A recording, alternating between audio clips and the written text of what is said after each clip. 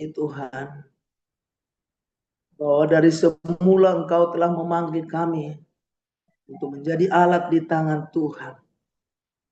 Satu hal yang menjadi kerinduan Tuhan, supaya kami di dalam hidup kami menghasilkan buah yang manis, menghasilkan buah yang lebat. Terima kasih Tuhan. Biarlah terus Tuhan pakai kami menjadi alat di tangan-Mu Tuhan. Siapakah kami jika Tuhan boleh memakai dan memanggil kami? Tapi semua karena kebaikan anugerah Tuhan. Berkati kami Tuhan. Berkati ibadah kami menjadi ibadah yang menyenangkan Tuhan. Sehingga lewat Kingdom Family Indonesia, setiap paginya kami boleh mengagungkan nama Tuhan. Pujian penyembahan terus ada di hadirat Tuhan. Terpujilah Engkau Allah Bapa di surga, Allah yang terus memberkati hidup kami. Di dalam nama Yesus Kristus kami berdoa dan bersyukur kepadamu. Amin. Bapak Ibu Saudara yang dikasihi Tuhan, firman Tuhan yang menjadi renungan kita bersama di ibadah kita di Kingdom Family Indonesia, sebagaimana dengan tema yang sudah diaturkan, bahwa tema kita pada bulan ini adalah Tuhan menciptakan masa depan yang baru. Dan mungkin ini adalah sudah di pertengahan bulan. Kita ada di tahun 2026. Selayaknya lah kita mengucap syukur, berterima kasih atas semua kebaikan penyertaan Tuhan yang memberikan kita nafas kehidupan. Sebelum kita sampai lebih jauh, kita akan membaca firman Tuhan yang sengaja kami ambil dari dua perikop yang mempunyai hubungan yang sangat erat. Yang pertama dari Wahyu 21 ayat 1 sampai 5. Demikian firman Tuhan. Lalu aku melihat langit yang baru dan bumi yang baru, sebab langit yang baru dan bumi yang pertama telah berlalu, dan laut pun tidak ada lagi. Dan aku melihat kota yang kudus, Yerusalem yang baru, turun dari sorga dari Allah, yang berhias bagaikan pengantin perempuan yang berdandan untuk suaminya. Lalu aku mendengar suara yang nyaring dari tahta itu berkata, lihatlah, kemah Allah ada di tengah-tengah manusia, dan ia akan diam bersama-sama dengan mereka. Mereka akan menjadi umatnya, dan ia akan menjadi Allah mereka. Dan ia akan menghapus segala air mata dari mata mereka, dan maut tidak akan ada lagi. Tidak akan ada lagi perkabungan, atau ratap tangis, atau duka cita, sebab segala sesuatu yang lama itu telah berlalu.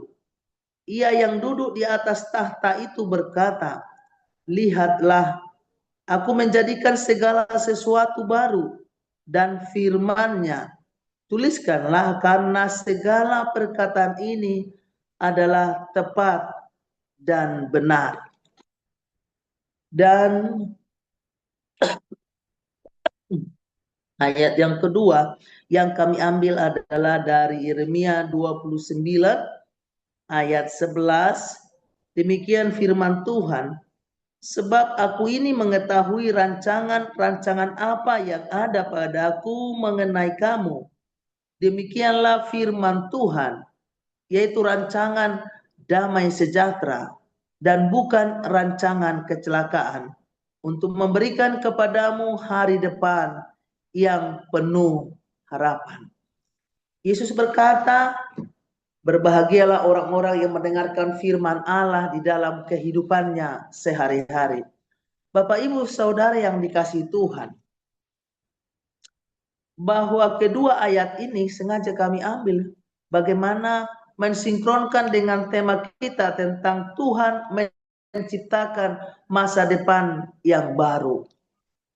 Pada dasarnya setiap manusia, terlebih kita di masa sekarang ya, bahwa masih awal tahun, orang mempunyai banyak rencana atau planning atau target. Misalnya sesuatu yang di tahun yang lalu dia tidak dapatkan, tapi di awal tahun biasanya punya rencana, punya target. Seperti apa ke depannya kehidupannya. Dan setiap orang menginginkan masa depan atau kehidupan yang jauh lebih baik dari tahun sebelumnya. Tapi sesungguhnya Bapak Ibu Saudara, manusia boleh berencana, boleh merancang segala sesuatu. Tapi Tuhan sebagai pencipta kita yang agung, Dia sudah lebih dulu merancangkan apa yang terbaik. Dan mau seperti apa kehidupan kita, anak-anak yang diciptakannya ada di tengah-tengah dunia ini. Tuhan sudah merancang jauh sebelumnya. Seperti apa, mau jadi apa yang Tuhan rindukan, yang Tuhan inginkan dengan keberadaan kita ada di tengah-tengah dunia ini. Tapi penciptaan yang sempurna itu telah ternoda oleh kejatuhan manusia yang jatuh di dalam dosa. Dan inilah yang menjadi tujuan Allah untuk menyelamatkan kehidupan manusia yang sudah jatuh di dalam dosa. Untuk kembali kepada apa yang Tuhan inginkan sejak awal. Bapak Ibu Saudara, jika kita baca tadi bagaimana di Wahyu, dikatakan di Wahyu 21 ayat 1 sampai 5, bahwa akhir dari ciptaan yang rusak itu adalah ada realitas baru, ada rancangan yang baru yang dilakukan oleh Allah sebagai pemrakarsa atas apa yang terjadi dalam kehidupan manusia itu. Laut tidak ada artinya hilangnya kekacauan dan kejahatan. Itu yang dikatakan tadi. Artinya segala sesuatu yang tadi akan hilang pada akhirnya. Kekacauan, kerusakan yang terjadi, kejahatan yang terjadi di bumi ini akan berlalu. Realitas ya itu yang ada. Kita lihat di Wahyu 21 sesuai dengan tema kita. Selanjutnya dikatakan lagi di ayat yang kedua bahwa ada Yerusalem baru.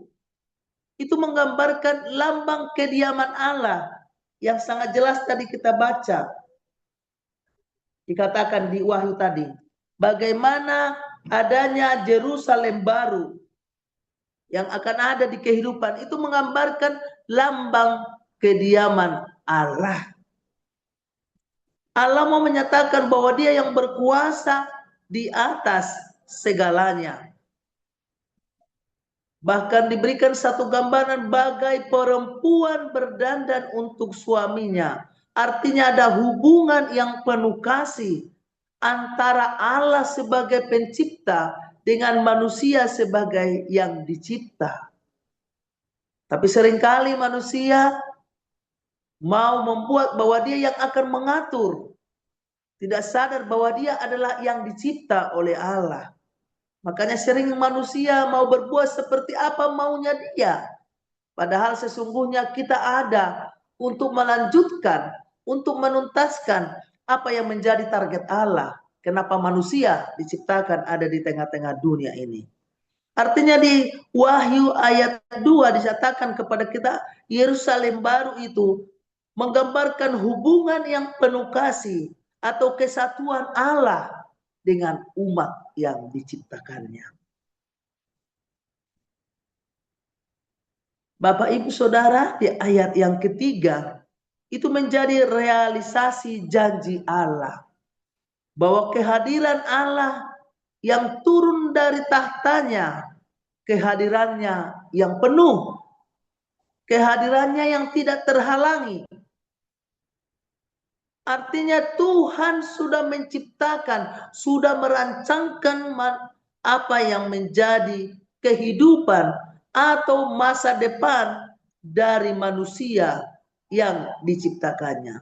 Artinya sudah Tuhan rancang dari semula mau seperti apa yang Tuhan inginkan lewat kehidupan manusia itu. Tentu kita lihat tadi seperti di ayat 4, ada kehidupan baru. Tidak ada lagi akibat buruk dari dosa itu. Artinya umat Allah hidup dalam kedamaian, hidup dalam kebahagiaan. Jika sudah Tuhan bertindak, tidak ada lagi tadi katanya air mata. Karena satu fase dari rancangan Allah itu adalah kehidupan baru. Hidup yang penuh dengan kedamaian dan kebahagiaan.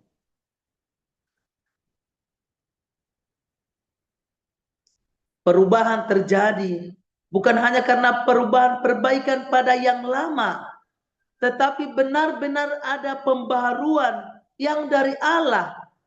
Allah sendiri yang turun membuat perubahan, yang sudah merancang menciptakan manusia itu dari awal, dan dia yang penuh rancangan itu turun benar-benar baru dari Allah yang penuh kebenaran di dalam kepercayaan kita. Dari segi ajaran teologisnya, ada makna yang kita lihat di Wahyu 21 ayat 1 sampai 5. Ada ajaran eskatologis, sejarah manusia memiliki tujuan akhir. Bahwa sejarah manusia memiliki tujuan akhir, tidak selamanya manusia itu ada di bumi ini. Sejarahnya akan memiliki tujuan akhir yang baik, yaitu kedatangan kerajaan Allah yang sempurna dan yang kekal bersama Tuhan. Sebenarnya di sana tujuan mulia dari Allah untuk membuat manusia itu ada di tengah-tengah dunia ini. Bahwa sesungguhnya kita ada untuk mewujud nyatakan apa yang menjadi rencana Allah di dalam penyelamatannya terhadap manusia. Yang kedua, kedekatan Allah dengan manusia. Di situ kita lihat bagaimana Allah yang turun sendiri, pembebasan Allah untuk tinggal bersama dengan umatnya. Dia yang turun. Kalau selama di bumi manusia yang berencana, tapi di sini Tuhan yang berperan serta turun bersama umatnya. Ada kebaharuan yang total. Kehidupan baru. Ada janji Allah yang mau dinyatakan di wujud akhir. Di dalam masa sejarah manusia. Di dalam akhir hidup. Di tengah-tengah dunia. Yang penuh dengan kemuliaan Allah. Bapak Ibu Saudara, apa yang menjadi korelasi antara kedua ayat yang kita angkat tadi? Di mana antara wahyu yang menggambarkan kehidupan manusia satu sejarah atau satu fase dalam kehidupan di Wahyu 21 ayat 1 sampai 5 dengan Yeremia 29 ayat 11 tadi. Ini adalah dua sisi dari janji Allah tentang masa depan. Tentang masa depan yang baik bagi umatnya. Di mana kita lihat Yeremia fokus tentang harapan konteks sejarah manusia. Bahwa dari semula Allah merancangkan masa depan bagi kehidupan manusia. Bukan rancangan kecelakaan. Artinya kehidupan secara dunia, Tuhan tidak pernah merancangkan kecelakaan. Tapi Tuhan mau menyatakan seperti yang disampaikan oleh Yeremia. Bahwa rancangan Tuhan adalah rancangan damai sejahtera yang membawa kebahagiaan. Masa depan yang penuh harapan. Tetapi kita lihat Wahyu fokus pada puncak janji Allah. Puncak janji tersebut dalam realitas hidup kekal yang baru. Artinya secara dunia itu yang digambarkan oleh Yeremia. Tetapi Wahyu menggambarkan akhir. Bahwa kehidupan ini bukan cuma hanya di dunia. Jadi kehidupan masa depan yang baru yang Tuhan ciptakan itu mempunyai korelasi dua di dalam kehidupan di tengah-tengah dunia ini. Selama kita ada hidup, bahwa janji Tuhan itu punya rancangan masa depan yang baik buat kita. Dan dinyatakan di Wahyu 21 tadi bahwa kita tidak selamanya ada di dunia. Itu kehidupan dunia berlalu. Tapi ada janji Tuhan dalam kehidupan yang kekal. Dan ini mengingatkan kepada kita supaya kita tidak takut menjalani hidup kita. Karena apa? Waktu hidup kita, waktu keberadaan kita adalah karena Tuhan. Oleh karena itu, Tuhan yang merancang sebagai Allah yang bertanggung jawab. Dia yang merancang kehidupan kita ada di tengah-tengah dunia ini. Oleh sebab itu kedua ayat ini mempunyai korelasi yang kuat, dasar yang sama. Janji Allah yang benar dan baik. Yeremia menggambarkan, dikatakan, aku tahu rencana apa, aku tahu rancangan apa yang ada padaku. Artinya Tuhan tahu, dia akan turun tangan, memberikan, merancangkan yang terbaik di dalam hidup orang yang diciptakannya. Sebagai Tuhan yang baik, dia akan bertanggung jawab. Dan dia memberikan satu janji bahwa penyertaan dia akan menciptakan masa depan yang baru, masa depan yang indah, masa depan yang penuh harapan. Itu yang disampaikan oleh Yeremia. Janji Allah pada Israel di dalam pembuangan Babel sebagai jaminan bahwa Allah memiliki rencana penyelamatan dan pemulihan di tengah kesulitan duniawi. Jadi Yeremia 29 ayat 11 itu menjadi satu jaminan. Salah satu dari bagian rencana penyelamatan yang Allah lakukan untuk memulihkan kehidupan orang yang dikasihinya di tengah kesulitan duniawi. Supaya tetap berteguh di dalam Tuhan, di dalam semua kesulitan yang dialami. Nah, kita lihat bagaimana di Wahyu. Ini menjadi realisasi penuh dari janji-janji Allah tersebut. Allah tidak hanya merencanakan masa depan dalam sejarah, yaitu tadi kehidupan dunia, tapi juga menyediakan kehidupan kekal yang sempurna, bebas dari segala penderitaan. Dan kedua ayat ini menjadi satu pemberi semangat kepada kita sebagai anak-anak ciptaannya. Kedua ayat tersebut menjelaskan tujuan Allah bagi umatnya, yaitu kasih dan kesetiaannya tetap berlaku dalam kehidupan orang percaya. Yang kedua, apa yang mau kita lihat sebagai korelasi dari kedua ayat ini adalah hubungan antara masa depan duniawi dan kekekalan. Saat ini kita masih ada di tengah-tengah dunia ini, tapi tidak selamanya kita ada di sini. Dan bagaimana kita menjalani kehidupan di dunia yang ada sekarang secara fisik, untuk kita bisa menanti kehidupan yang akan datang.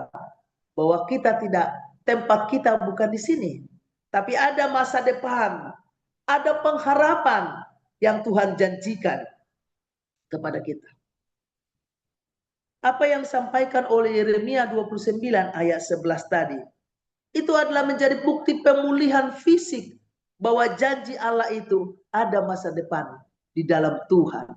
Ada rancangan damai sejahtera, bukan kecelakaan. Artinya ada satu janji Tuhan bahwa kita hidup di dalam perlindungan, di dalam naungan Tuhan. Aman bersama Tuhan.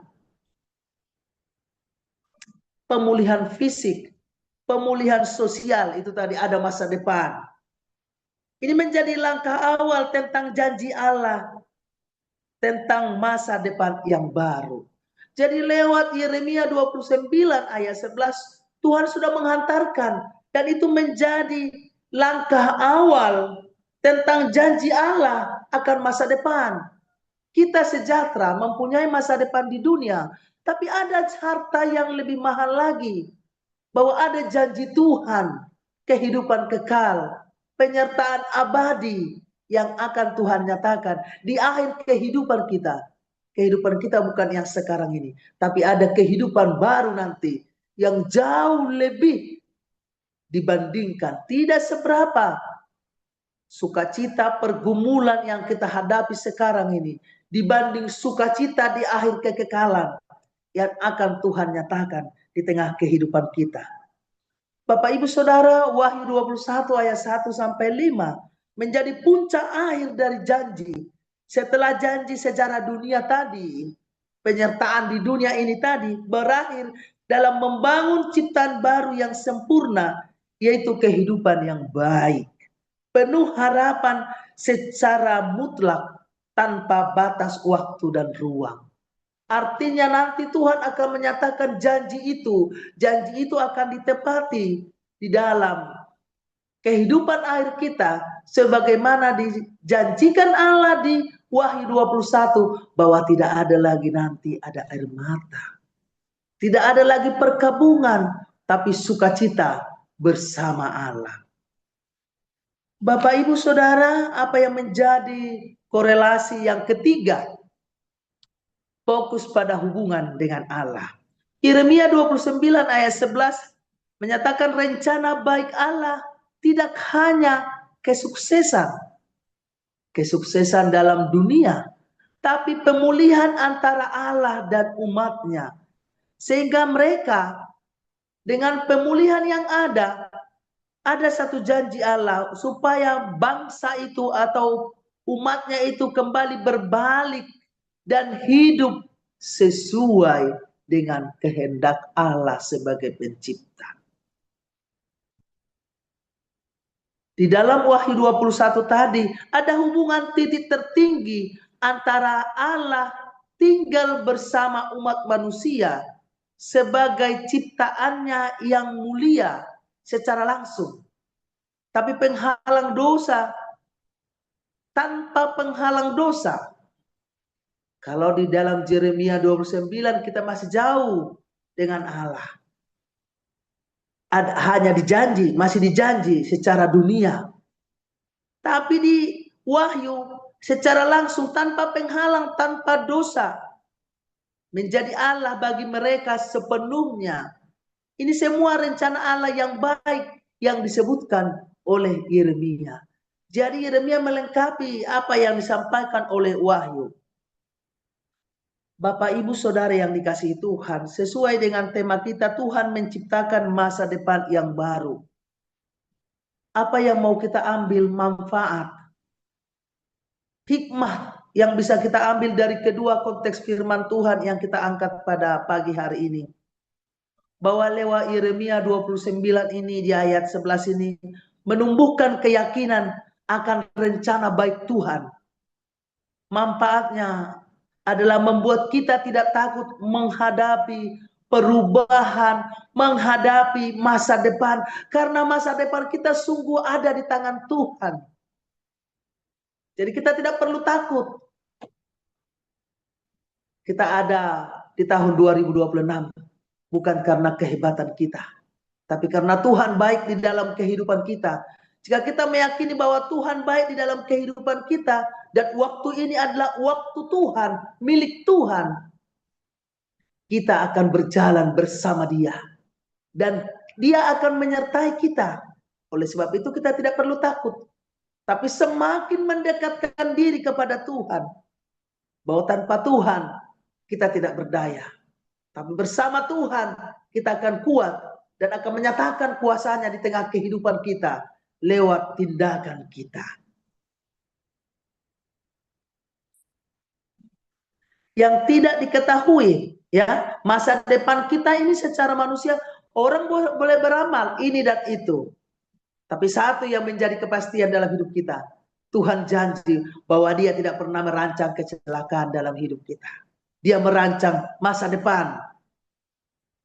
Sebab segala sesuatu Tuhan atur untuk kebaikan kita. Tapi seringkali kita merasa, maunya saya seperti ini Tuhan. Maunya saya begini Tuhan. Tapi sesungguhnya Tuhan itu adalah Allah yang bertanggung jawab. Tuhan tahu yang terbaik dan rancangannya, pertolongannya tidak pernah terlambat dalam hidup kita. Yang kedua, manfaat apa yang kita lihat lewat Yeremia 29 tentang masa depan kita ada di tangan Tuhan. Mendorong kita berkomunikasi, menjalin persekutuan yang intim seperti apa yang kita lakukan oleh keluarga besar Kingdom Family Indonesia. Berkomunikasi dengan Tuhan lewat persekutuan, lewat doa. Karena kita yakini kuasa doa itu dahsyat. Sehingga kita mengenal, memahami apa sesungguhnya rencana masa depan yang baru yang Tuhan siapkan bagi hidupku. Kita mengenal rencana masa depan, mengenali dan mengerti apa rencana Tuhan sehingga saya dan Bapak Ibu Saudara ada di tengah dunia ini. Kita ada bukan karena kemauan kita, tapi kita ada karena ada rencana yang mau Tuhan nyatakan di hidup kita. Sehingga hidup kita boleh hidup yang bermakna dan berkat bagi dunia ini. Menjadi alat kita di tangan Tuhan.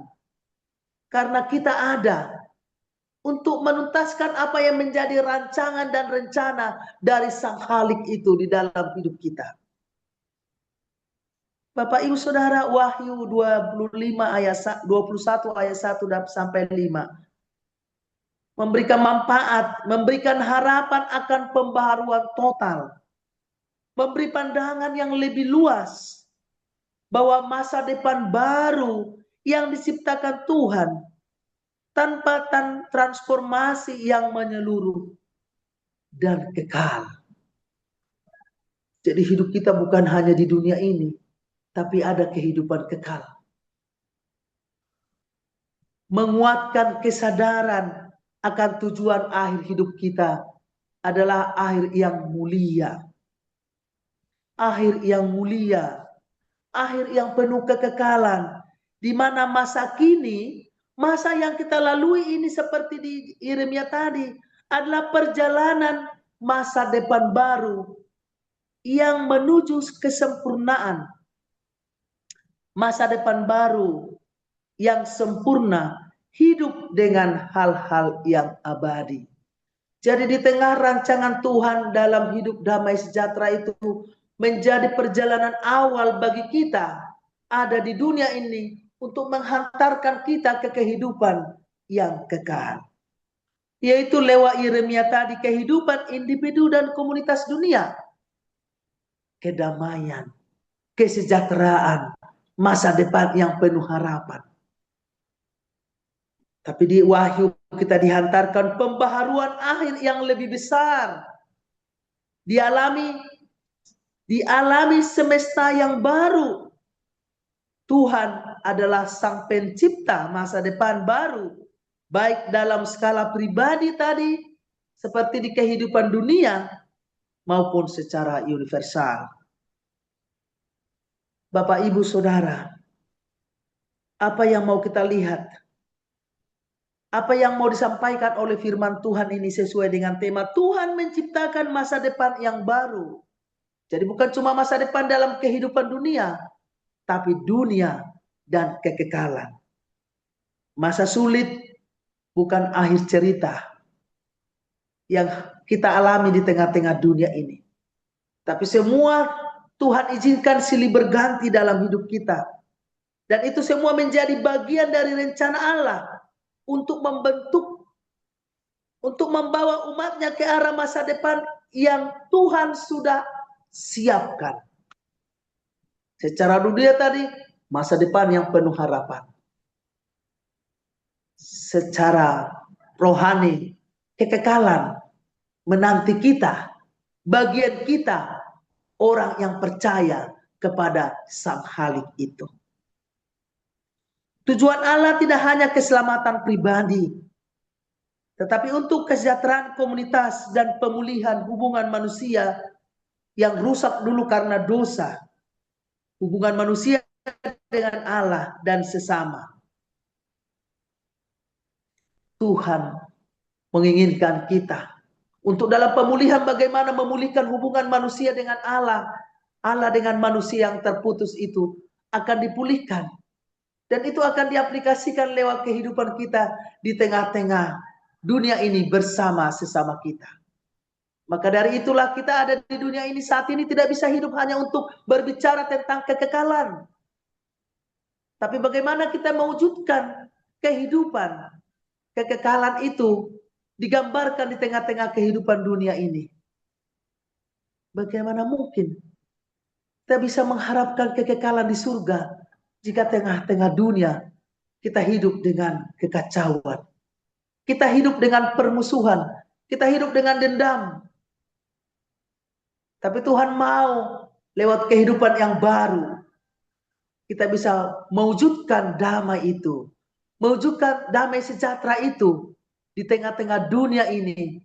Diaplikasikan di tengah kehidupan sesama yang akan menghantar kita menuju jalan untuk menuju kekekalan. Allah adalah perencana yang baik. Allah adalah perancang ulung di tengah-tengah kehidupan kita. Karena masa depan kita ada di tangan Dia. Karena Dia perancang yang ulung. Dia perencana yang agung. Berarti kita harus percaya bahwa di tangan Dia kita aman. Di tangan Dia ada harapan. Di tangan Dia ada kehidupan baru. Oleh sebab itu, kalau kita tahu dan sadar bahwa kehidupan kita di tangan Dia, datanglah selalu pembaharuan total kekal. Itu janjinya. Pemulihan secara dunia akan dilakukan. Ada kebahagiaan di tengah dunia, tapi ada janji agung, kehidupan kekal. Pembaruan total kekal, surga baru dan dunia baru. Kerajaan Allah akan menang jika hidup di dalam damai sejahtera itu diwujudkan di tengah dunia ini. Kita sebagai umatnya hidup di dalam pengharapan bahwa rancangan Tuhan yang terbaik, bahwa di dalam Tuhan ada masa depan, bahwa di dalam Tuhan ada harapan.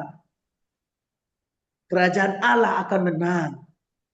Tuhan yang satu dan segala-galanya akan nyata bagi semua orang. Dan itu yang Tuhan mau wujudkan untuk memulihkan kembali bagaimana manusia awalnya yang sempurna di dalam rancangan Tuhan. Itulah tujuan Allah. Itulah masa depan yang Tuhan sediakan, masa depan baru. Tujuan akhir pemulihan penuh akibat dosa tadi. Kedatangan kerajaan Allah yang kekal. Kesatuan dengan Allah. Hubungan pribadi yang terputus antara pencipta dan yang diciptakan di masa depan yang baru. Yang menghantar untuk hidup kepada kekekalan. Itulah rancangan Allah. Damai sejahtera di bumi. Kehidupan kekal menjadi bagian orang yang hidup seturut dengan rancangan dan rencana Allah. Sehingga pemulihan secara total akan Tuhan nyatakan kesatuan antara Allah sebagai pencipta dan manusia sebagai yang dicipta, yang membawa mereka kepada kehidupan kekekalan. Yeremia 29 adalah harapan dalam sejarah dunia. Rencana Allah bekerja melalui masa kini. Kesejahteraan di tengah-tengah kehidupan dunia.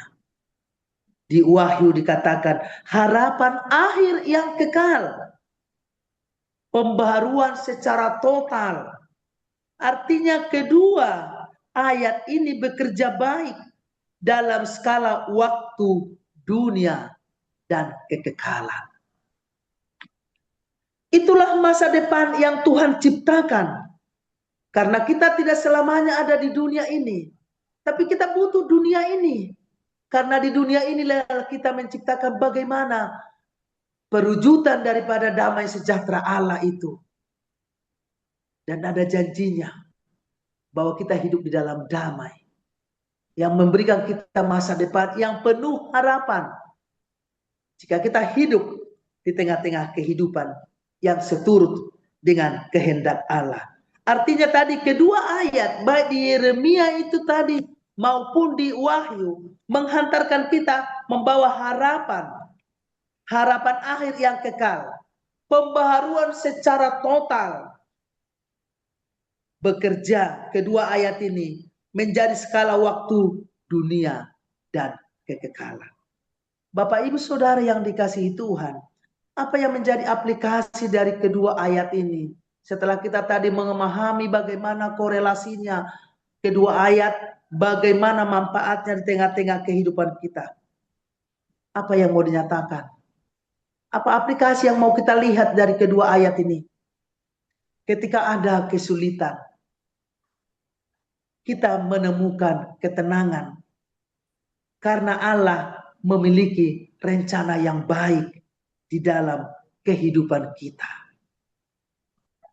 Tidak ada dalam Alkitab ayat yang mengatakan bahwa kita hidup di dalam Tuhan, kita akan luput dari segala kesulitan. Tapi ada janji Tuhan, sekalipun kesulitan, tantangan silih berganti dalam kehidupan kita, bahkan dia bagai ombak, bagai badai dalam kehidupan kita, tapi ada janji Allah, dia menyertai kita. Dia tidak pernah merancangkan kecelakaan dalam hidup saudara dan saya, tapi masa depan, damai sejahtera, yang mendatangkan masa depan yang penuh harapan. Oleh sebab itu, ketika kesulitan datang menghampiri kehidupan kita, jangan pernah goyah. Dan jangan karena kesulitan itu membuat kita undur dari hadapan Tuhan.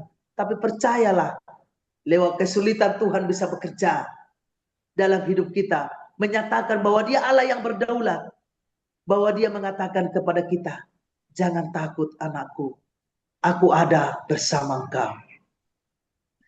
Yang kedua, apa aplikasinya?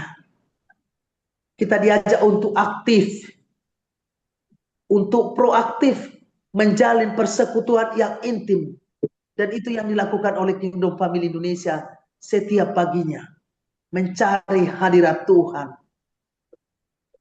Karena kita tadi sadar, kita ini adalah manusia terbatas. Tapi kita punya Allah yang dahsyat.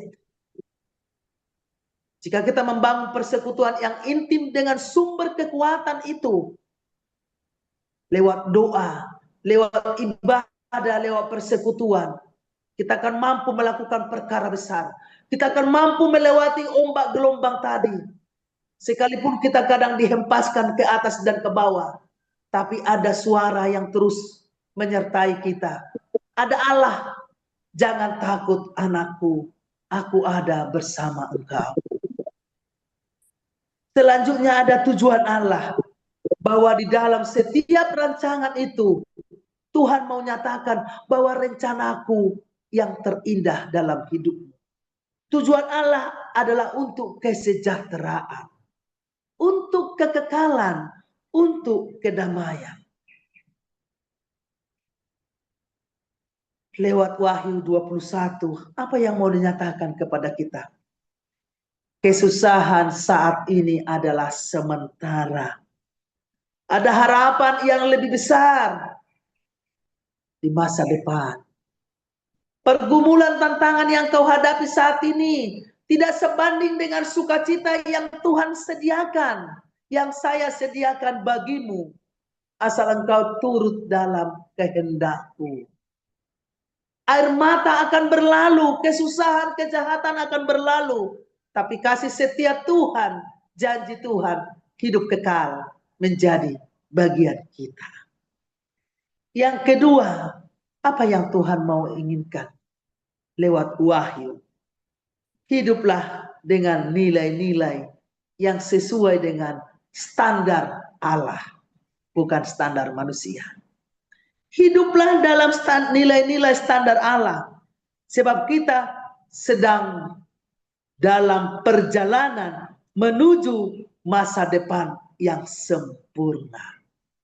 Di dalam perjalanan inilah tantangan-tantangan yang kita hadapi. Terkadang kita terhempas, terkadang kita merasa seperti tidak punya kekuatan lagi. Terkadang kita seperti sudah mau putus asa, tapi peka mendengarkan suara Tuhan. Aku tidak pernah meninggalkan engkau. Aku ada bersama engkau. Aku ada sejauh doa. Aku ada menyertai engkau. Jika suara itu yang kita dengarkan, sekalipun tadi ombak itu begitu besar, kita akan tidak terpengaruh dengan itu. Tapi kita akan fokus kepada suara yang di depan kita. Ada kehidupan kekal yang menanti kita. Ada Tuhan. Kita tidak berjalan sendiri. Tapi kita ada punya Allah yang Immanuel, yang selalu hadir di dalam semua sisi kehidupan kita. Karena Dia yang mencipta kita. Berarti Dia tidak meninggalkan kita. Sekalipun seringkali kita yang meninggalkan Tuhan. Tapi Tuhan Allah yang setia. Yang ketiga, Bapak Ibu Saudara, tetaplah kita sabar. Tetaplah kita setia. Tetaplah kita taat. Tetaplah kita teguh. Sekalipun ombak itu, tantangan itu sering membuat kita kadang terjatuh dan terkapar. Tapi lihatlah, tangan Tuhan selalu terulur buat kita. Hai anakku, bangkitlah, saya ada bersama engkau. Kita dengarkan suara itu. Sehingga dalam masalah itu, dalam kesusahan itu, karena Tuhan berjanji, kesusahan akan dihilangkan. Halangan akan dihilangkan. Kejahatan tidak ada lagi.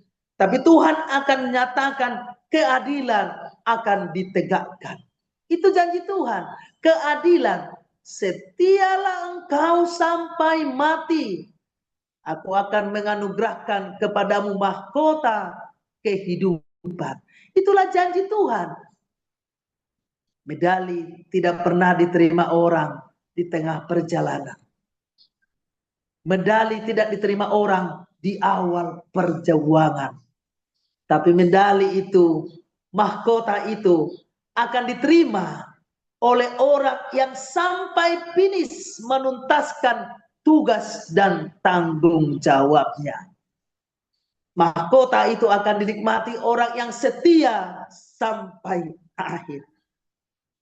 Oleh sebab itu, setialah kita sampai akhir. Tetaplah kita teguh di dalam Tuhan. Ternyata lewat tema kita di bulan ini, Tuhan menciptakan masa depan yang baru. Tuhan menciptakan masa depan secara dunia. Dan sekaligus juga Tuhan menyediakan masa depan yang baru, yang penuh harapan, yaitu kekekalan.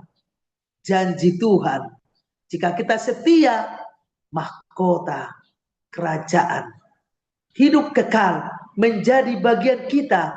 Kita akan menjadi pewaris-pewaris kerajaan Allah karena kita sudah diangkat. Apa yang dimiliki oleh Bapa kita menjadi milik kita sebagai anaknya. Tetaplah teguh, setia sampai akhir. Hidup dengan keseimbangan. Bangun masa depan yang baik di dunia. Dengan semua hidup di dalam damai. Sekalipun banyak tantangan, sekalipun banyak pergumulan, tapi biarlah itu memperkuat iman percaya kita. Memberikan kita imun yang baik untuk kita kokoh di dalam, ingat kita di dalam perjalanan. Selama kita ada di dunia ini, kita di dalam perjalanan untuk menuju satu perjalanan akhir, yaitu kekekalan. Tetaplah fokus pada tujuan akhir. Karena tempat kita bukan di sini. Tujuan akhir kita bukan dunia. Tapi tujuan akhir kita adalah hidup kekal. Surga. Masa depan yang baru. Masa depan yang penuh harapan di dalam Tuhan. Yaitu sukacita bersama Allah selama-lamanya. Kiranya Tuhan Yesus menguatkan kita, memampukan kita untuk tetap setia. Ternyata semakin menguatkan kita bahwa kita punya Allah yang bertanggung jawab. yang lebih memahami, lebih mengetahui kemampuan kita, keberadaan kita, kekuatan kita. Oleh sebab itu, di dalam keterbatasan kita, mari kita undang Tuhan untuk campur tangan dalam kehidupan kita. Sehingga kita kuat, sehingga kita menyadari rancangan Tuhan apa dalam hidup. Sehingga kita bisa memaknai bahwa sesungguhnya Tuhan, rancanganmu indah dalam hidupku. Saya tidak tahu akan apa yang terjadi hari esok, apa yang terjadi di depan saya, tapi bersama Engkau saya akan kuat, bersama Engkau saya akan menang, karena janjimu iya dan amin. Karena janjimu Tuhan, masa depan yang penuh harapan, bukan cuma di dunia, tetapi damai sejahtera di dunia dan hidup kekal menjadi bagian kita. Apabila kita setia sampai akhir, mahkota itu menjadi milik kita dan kita duduk bersama-sama bersama Bapa kita, pemilik segalanya, pemilik hidup kita. Karena untuk Dialah kita ada di dunia ini. Dan akhir dari perjuangan iman kita adalah hidup kekal menjadi bagian kita. Tuhan Yesus memberkati kita, menguatkan kita di dalam perjalanan di dunia ini. Tetaplah fokus kepada janji Allah yang abadi, hidup kekal. Tuhan Yesus memberkati kita. Amin. Terima kasih Bapa di surga, Bapa yang kami tinggikan di dalam nama Yesus Kristus. Terima kasih untuk waktu yang indah yang Tuhan berikan kepada kami. Roh Kudus, berikan kami pemahaman yang lebih dan lebih lagi tentang kebenaran firman Tuhan. Supaya kami memaknai bahwa hidup kami berharga buat Tuhan. Bahwa sesungguhnya hidup kami Tuhan rancang dari semula, bukan rancangan kecelakaan, tapi rancangan damai sejahtera, masa depan yang penuh harapan. Bukan cuma hanya harapan di dunia, tapi ada janji Tuhan. Jika kami setia sampai akhir, terus hidup menurut kehendak Tuhan, kami akan diberikan pemahaman bahwa Tuhan punya rencana yang agung, yaitu untuk memulihkan kehidupan kami manusia ciptaanmu, supaya menjadi indah di hadapan Tuhan, dan kami menjadi pewaris hidup kekal yang Tuhan sudah rancang, Tuhan sudah siapkan. Kuatkan kami di dalam semua pergumulan, tantangan, badai kehidupan kami. Biarlah kami tidak goyah, tapi tetap tekun, setia sampai akhir. Terima kasih Bapa di surga. Di dalam nama Yesus Kristus kami berdoa dan bersyukur kepadamu. Amin.